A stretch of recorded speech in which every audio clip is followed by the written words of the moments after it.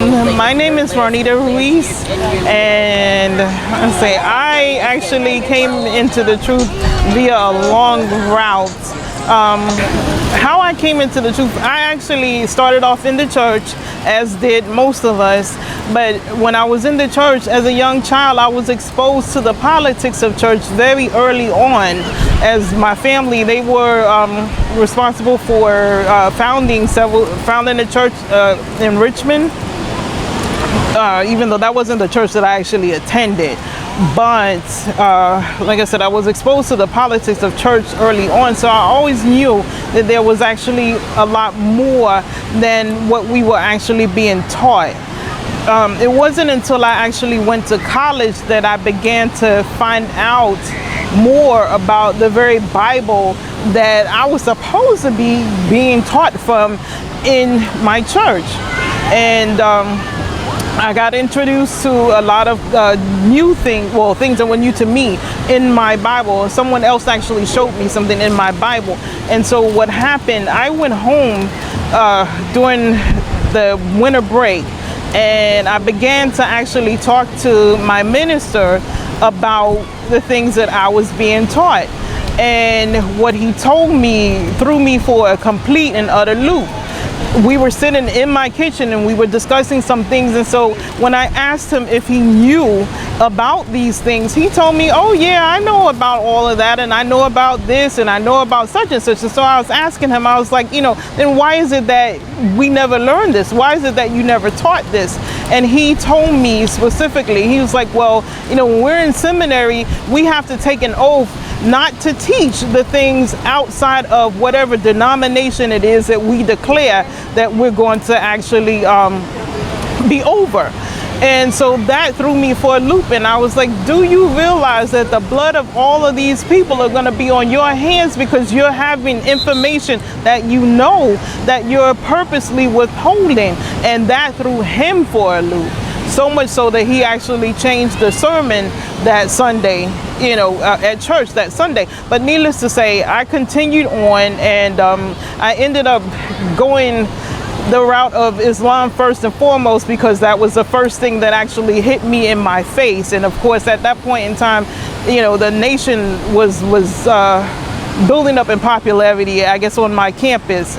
And so my thing is, even though I actually started studying with Islam, I always prayed to the Most High to not allow me to actually get yoked into anything that was not His perfect will for my life, and just to help me to glean what it is that He would have for me to glean from it. So while others actually ended up going deeply into the nation and still are to this day, I never actually committed 100% because I just did not feel in my spirit that that was where I was supposed to go. Still being lost and not really having any direction in terms of where I should go, I ended up coming out of the nation, or coming away from the nation. But I ended up where the majority of my family members are, which is in Jehovah's Witness. And so I started studying with the witnesses, and I learned a little bit more. But even though I was learning, I was like, it's still something's not right. This isn't it.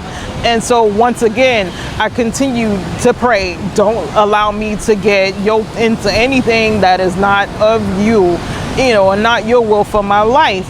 And I continued to study, and I ended up going to a non-denominational church, because at that point in time, it's like, okay, denominations they're out. I just want to learn. I want to just read the word and just study the word, and that's it. But what I came to learn is that even with the non-denominational churches, they were still bringing denominations with them into the non-denominational churches. So I was like, okay, yeah, this isn't right, and then some of the things that they were teaching is like that I knew were wrong. I'm like, okay, I cannot stay here. I can't do this, and so I began to watch videos on YouTube as well. And I ran across quite a few people on YouTube. I ran across, of course, several camps, but as people have spoken earlier, I found that they were too hostile. They seemed to be knowledgeable in the word, but they weren't actually seeming to be operating or allowing themselves to operate in the spirit. And so, you can't have one without the other. You have to actually, they work together. And so I was like, no, I can't continue to listen to them. So I prayed to the Most High to direct me, to where I could actually continue to grow and learn and grow from people who really truly had his heart, And so eventually I was led to, as with the other brother, Hebrew Nation Building. And they seem to be very knowledgeable and very down to earth. And so I've just continued to study. I'm continuing to grow. And this has been an amazing journey because I have learned so much about where I come from, and that was a huge thing. I not really knowing and growing up in in a school where I was pretty much like one of maybe 2 people of color, in the class, and everybody seemed to know their history. Everybody seemed to know, oh, my people came from such and such a place, and so on and so forth. And every time people were like, well, that's where you all come from. And I'm just like, for some reason, I just wasn't grasping a whole, because the pictures that they showed me were pictures of the Hamites. They weren't showing me pictures of the Shemites. They were showing me pictures of Hamites, and I'm like, no, I just can't. That's not me. That doesn't fit me. And then of course you have the people that will always say, oh, you're just against your own race and so on and so forth. But in my spirit, I always knew, I'm like, no, I'm not a Hamite. That's not me. But then at that too, I didn't know what I was. It's like, okay, what am I? If I'm not, who am I? If I'm not a Hamite, who am I? But I always knew in my spirit. And so ever since I've started this journey, as soon as I started learning the truth, I went back and I reread the word, and reading it, knowing who I am, has made a huge difference, because now stuff is jumping off the pages that I just couldn't relate to beforehand, because of the fact that they always try to tell me, no, that's not you. But now it's really jumping off the page at me. And like I said, this has been a wonderful journey, and I'm just so thankful that I have been considered, that he loves me so much that he considered me to awaken me and take these scales off of my eyes. So how long has it been? What year? As far as me being in the truth, it's been almost 2 years in the actual truth. My journey has been over 30 years that has taken me to actually get to this point and weed through the junk to get to the truth. But and I've been labeled a truth seeker so most of my life. So when you were in Islam, were you in the part with Louis Farrakhan? Yes. He know we the children of Israel, right? Yes, I do. You know where he got it from? Huh? Do you know where he got it from? From the Bible. Well, he was real good friends with Ben Amin. Oh, okay. As a matter of fact, I have a picture of him when both him and Ben Amin were real young. But he kind of because Chicago is like a Hebrew Israelite hub. Yes. And a lot of people was right at the same door. And then the Muslims went that way. And the Hebrews kept going that way. And that's where the split happened. But a lot of those brothers used to study with the Hebrew Israelites. Okay. On the side. Wow. See, I never knew that. Because the author, the scripture you got, he got that from Demona. All his commentaries.